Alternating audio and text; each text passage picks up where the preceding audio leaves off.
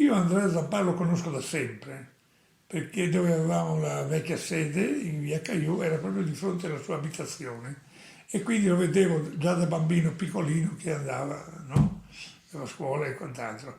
Ed è un ragazzo che è come me, ha sempre abitato a Cervignano e quindi ci capiamo, ci basta uno sguardo per capire le cose, non è da mettere in difficoltà. Andrea è buono, è tranquillo ed è molto impegnato nel sociale e nello sviluppo della città di Cervignano. Noi siamo per affidargli il compito di portare avanti, dopo gli anni venti, Cervignano Nuova, che col centro studi, col nodo ferroviario e con tutto quello che ne conviene. Ciao a tutti e benvenuti alla quarta puntata del Ponte Risponde, un format che ormai ci invidiano tutti, ma nessuno, anche se ci copiano, riusciranno mai a superarci. Oggi il quarto ospite è un ospite veramente incredibile, spazia da grandi a piccini. Via la sigla!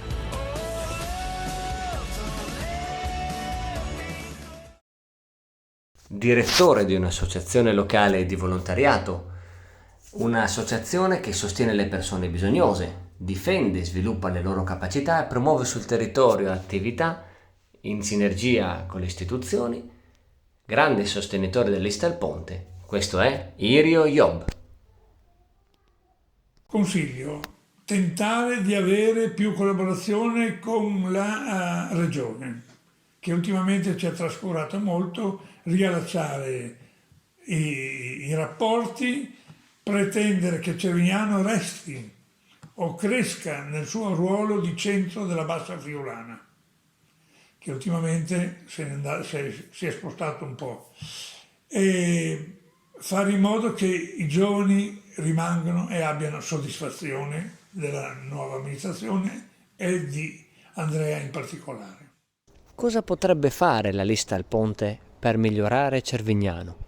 Il comune di Cervignano è stato molto generoso, ha riconosciuto tutto il nostro impegno di 30 anni nel sociale e ci ha dato una bellissima e prestigiosa sede, ma noi usufruiremo anche dello spazio che attualmente occupiamo, indirizzato esclusivamente alla socializzazione del cittadino, il quale può venire quando vuole. Non solo, ma desideriamo collaborare ancora di più con tutte le associazioni di Cervignano.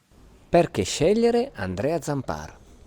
Perché Andrea Zampar? Perché intanto collaboriamo da parecchio quale assessore allo sport e al bilancio, perché tra le varie attività che facciamo, che è un progetto finalizzato al movimento delle persone anziane o in difficoltà.